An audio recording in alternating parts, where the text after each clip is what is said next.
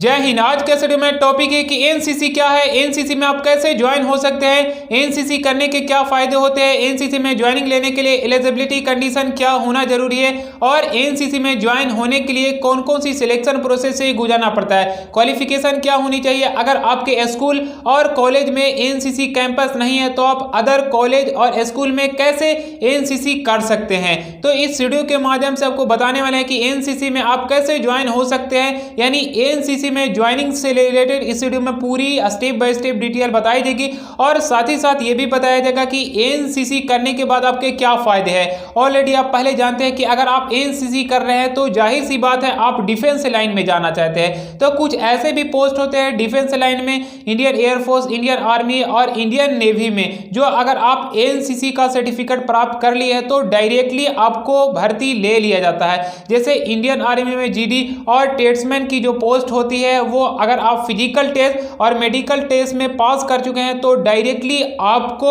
अगर एनसीसी का सर्टिफिकेट प्राप्त कर चुके हैं तो डायरेक्ट भर्ती ले लिया जाता है। एनसीसी का सर्टिफिकेट प्राप्त कर चुके हैं तो, लेकिन एनसीसी में भी कई सारे आपके सर्टिफिकेट होता है, ए, बी और सी सर्टिफिकेट होता है। तो इस वीडियो में आपको पूरी डिटेल के साथ बताने वाले हैं कि एनसीसी में कौन कौन सी सर्टिफिकेट होता है और कौन सी सर्टिफिकेट के माध्यम से हम डायरेक्ट डिफेंस में जा सकते हैं, चाहे वो ऑफिसर रैंक की पोस्ट हो या 10वीं और 12वीं जैसे में जीडी टेट्समैन की पूरी डिटेल के साथ इस वीडियो में आपको बताने वाले हैं। चलिए शुरू करते हैं स्टेप बाय स्टेप डिटेल के साथ कि एनसीसी आप कैसे ज्वाइन हो सकते हैं और भारतीय वायुसेना, भारतीय नौसेना और भारतीय सेना में कैसे ज्वाइन हो सकते हैं।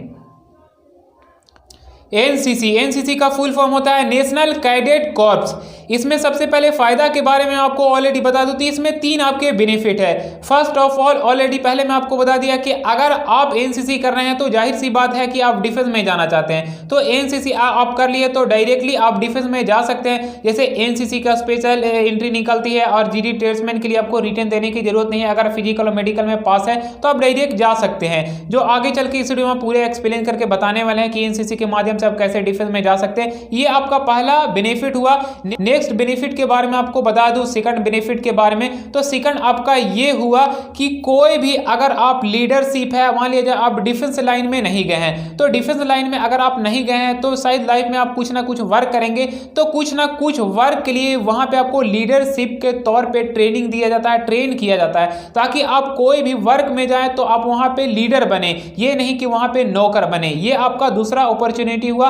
और थर्ड अपॉर्चुनिटी के बारे में आपको बता दूं तो एकता और अनुशासन, जो एनसीसी का मोटो ही होता है, एकता और अनुशासन। इसका मतलब ये हुआ यूनिटी में और अनुशासन में रहने के लिए बताया जाता है, क्योंकि आप ऑलरेडी पहले जानते हैं कि अगर आप एनसीसी कर रहे हैं तो आप इंडियन आर्मी, इंडियन एयरफोर्स और इंडियन नेवी के जैसे ही वहां पे ट्रेनिंग आपको दिया जाता है और साथ ही साथ आपको बहुत सारी अपॉर्चुनिटी भी देखने के लिए मिला जाता है। आप समझ जाइए कि अगर आप एनसीसी ज्वाइन कर रहे हैं तो समझिए कि आप इंडियन आर्मी की एक तरफ से ट्रेनिंग को देख पा रहे हैं, पूरी नहीं लेकिन कुछ ना कुछ उसका पार्ट, उसका हिस्सा आप बन जाते हैं। एक आपको रूल टाइप के, एक डिसिप्लिन, ये आपको मेंटलिटी और फिजिकल फिट कर दिया जाता है रूल और डिसिप्लिन के कारण, क्योंकि इसका मोटो ही होता है एकता और अनुशासन। ये आपका 3 बेनिफिट हुआ। अब बात आती है कि अगर आप एनसीसी ज्वाइन करना चाहते हैं तो आपको कौन कौन सी एलिजिबिलिटी कंडीशन का फुलफिल करना जरूरी होगा।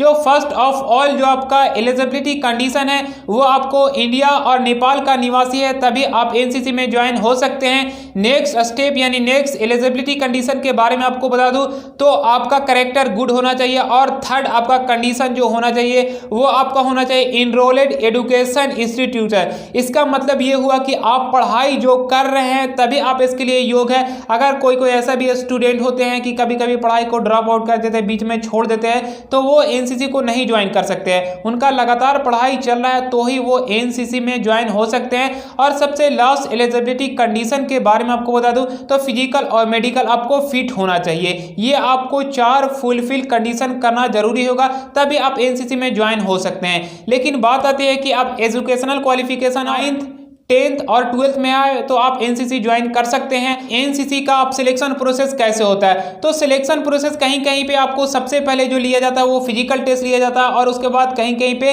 रिटन टेस्ट या आपको इंटरव्यू भी लिया जाता है, या इंटरव्यू नहीं लिया जाता, आपको रिटन टेस्ट लिया जाता है और कहीं पे आपको रिटन लिया जाता है तो इंटरव्यू नहीं लिया जाता है। यानी आपको पहला जो आपका प्रोसेस होता है एनसीसी में ज्वाइन होने के लिए फिजिकल, और दूसरा आपका या तो इंटरव्यू या आपका रिटन होगा। ये निर्भर करता है कि आप कौन सी कॉलेज और कौन सी आप स्कूल में है, वहां पे आपका अलग अलग सिलेक्शन प्रोसेस होता है। ये आपका सिलेक्शन प्रोसेस होता है और सिलेक्शन प्रोसेस का भी डिटेल में आपको बता दूं, जो आपका पहला कंडीशन होता है फिजिकल टेस्ट होता है, तो ऐसा नहीं इसमें कंडीशन होता है कि आपको 1600 मीटर की दूरी 6 मिनट में या 5 मिनट में आपको रनिंग करना है। बस आपको इसमें यह कंडीशन होता है कि उसमें जो भी अच्छे स्टूडेंट सबसे पहले फिजिकल कर पाते हैं उन्हीं को वहां पे लिया जाता है। मान लिया जाए कि वहां पे आपको 50 कैंडिडेट को लेने वाले हैं और वहां पे 100 कैंडिडेट पहुंच गए, तो वहां पे सबसे अच्छा जो फिजिकल टेस्ट में प्रदर्शन किए उन्हीं को वहां पे सिलेक्शन लिया जाएगा। उसके बाद इंटरव्यू लिया जाएगा। वो निर्भर करता है कि इंटरव्यू ले रहे हैं या रिटन टेस्ट ले रहे हैं। ये आपका सिलेक्शन प्रोसेस होता है। लेकिन बात आती है एज लिमिट, तो आपका एज लिमिट जो होता है वो आपका होता है डिवीजन बाय होता है, क्योंकि आप जब आवेदन करते हैं ज्वाइन होते हैं तो इसमें सीनियर डिवीजन और जूनियर डिवीजन होता है। जो सीनियर डिवीजन 3 साल का होता है और जो जूनियर डिवीजन होता है वो आपका 2 साल का होता है। अब ये जूनियर डिवीजन के लिए एज लिमिट जो होना चाहिए वो आपका 12 से लेकर 18.5 के बीच में होना चाहिए और यही सीनियर डिवीजन के लिए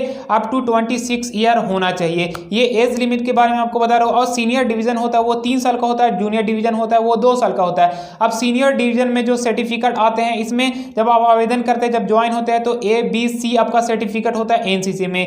सीनियर डिवीजन में आपका होता है सर्टिफिकेट बी और सी होता है और जूनियर डिवीजन में आपका ए सर्टिफिकेट होता है। लेकिन ए और बी और सी जो सर्टिफिकेट होता है इसमें भी आपको ग्रेड मिलता है, यानी आप कैसा प्रदर्शन करते हैं उसके हिसाब से आपको ए बी सी ग्रेड दिया जाता है। अगर आप ए मान लिया जाए आप सी सर्टिफिकेट प्राप्त किए तो सी सर्टिफिकेट में भी आपको ग्रेड दिया जाता है कि आप कैसा प्रदर्शन किए थे, उसके हिसाब से आपको ए बी सी दिया जाता है, चाहे आप बी या ए या सी सर्टिफिकेट प्राप्त किए हैं। तो इसका मतलब आप समझ गए होंगे। लेकिन आपको जो इंडियन आर्मी में जाने के लिए आपका सी सर्टिफिकेट होना चाहिए। इसमें ग्रेड के बारे में वहां पे नहीं लिखा हुआ रहता है, लेकिन मैं आपको सी सर्टिफिकेट होना चाहिए। जो इंडियन आर्मी के वैकेंसी निकलती है जीडी और टेस्टमैन के लिए, आप रिटन नहीं दे सकते हैं, डायरेक्टली फिजिकल और मेडिकल में फिट होते हैं और आपके पास एनसीसी का सी सर्टिफिकेट है तो आप इंडियन आर्मी में आसानी से जा सकते हैं। एनसीसी का अगर सी सर्टिफिकेट है तो 3 साल का जो आप कर रखे हैं। लेकिन यही बात आती है कि अगर एनसीसी में आपका 2 साल वाला सर्टिफिकेट है ए और बी, तो अगर आपके पास ए सर्टिफिकेट है तो आपको रिटन में 5 मार्क्स दिए जाते हैं, बी है तो इसमें आपको 10 नंबर दिए जाते हैं। तो यहां तक आप समझ गए होंगे कि ए बी सी सर्टिफिकेट का मतलब क्या होता है। सीनियर डिवीजन में आपका बी और सी सर्टिफिकेट होता है और जूनियर डिवीजन में आपका ए सर्टिफिकेट होता है जो 2 साल का होता है, और बी और सी जो सर्टिफिकेट होता है यानी सीनियर डिवीजन में वो आपका 3 साल का होता है। इसमें भी ए बी सी आपका ग्रेड होता है जो अभी आप समझ गए होंगे। लेकिन अब बात आती है कि आप इंडियन आर्मी में आप कैसे जा सकते हैं। तो इंडियन आर्मी में सबसे पहले जीडी और टेस्टमैन की जो वैकेंसी होती है वो सबसे पहले आती है वैकेंसी। तो सबसे पहले आप ऑनलाइन आवेदन करते हैं, उसके बाद फिजिकल टेस्ट लिया जाता है, फिजिकल में फिट होते हैं तो मेडिकल, उसके बाद सबसे लास्ट में रिटेन। तो अगर आप एनसीसी का सी सर्टिफिकेट प्राप्त कर चुके हैं तो इंडियन आर्मी के जीडी और टेस्टमैन में आपको रिटन देने की जरूरत नहीं है, बस आपको फिजिकल और मेडिकल में फिट होने की जरूरत है तो आप डायरेक्ट जा सकते हैं फिजिकल और मेडिकल में फिट है तो।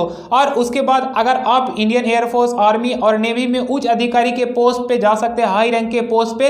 तो उसके बाद हाई रैंक के पोस्ट में कैसे सिलेक्शन होता है, सबसे पहले आपका रिटन होता है, उसके बाद एसएसबी इंटरव्यू और उसके बाद सबसे लास्ट में आपको मेडिकल टेस्ट। तो उसमें आपका रिटन देने की जरूरत नहीं है, डायरेक्ट आपको नेक्स्ट प्रोसेस में बोला लिया जाता है एसएसबी इंटरव्यू और सबसे लास्ट में आपको मेडिकल टेस्ट। अगर आप हाई रैंक के पोस्ट पे जाते हैं चाहे एयरफोर्स, आर्मी और नेवी में, तो इस तरह से आप एनसीसी के माध्यम से डायरेक्टली जा सकते हैं डिफेंस में। लेकिन याद रहे आपका एनसीसी का सी सर्टिफिकेट आपके पास प्राप्त होनी चाहिए। और यह भी मैं आपको बता दूं कि अगर आप सोच रहे हैं कि हम एनसीसी का डायरेक्ट सी सर्टिफिकेट ले सकते हैं यानी 3 साल का कोर्स कर सकते हैं, तो जी नहीं, आप ऐसा नहीं कर सकते हैं। एनसीसी का सी सर्टिफिकेट प्राप्त करने के लिए आपको ए और बी करना पड़ेगा, तभी आप एनसीसी का सी सर्टिफिकेट कर सकते हैं। अगर आप एनसीसी का बी सर्टिफिकेट डायरेक्ट ले रहे हैं तो आपको ऐसा नहीं हो सकता है। सबसे पहले आपको ए करना पड़ेगा। अगर आप ए करते हैं, ए सर्टिफिकेट मिलता है, उसके बाद बी मिलता है, तो ही आप सी सर्टिफिकेट ले सकते हैं। तो इस वीडियो में आप सीखे कि एनसीसी के माध्यम से आप कैसे डिफेंस में जा सकते हैं और एनसीसी में आप कैसे ले सकते हैं सिलेक्शन प्रोसेस। ऐसे ही खबरों के लिए हमारे चैनल पे बने रहिए। जय हिंद, वंदे मातरम।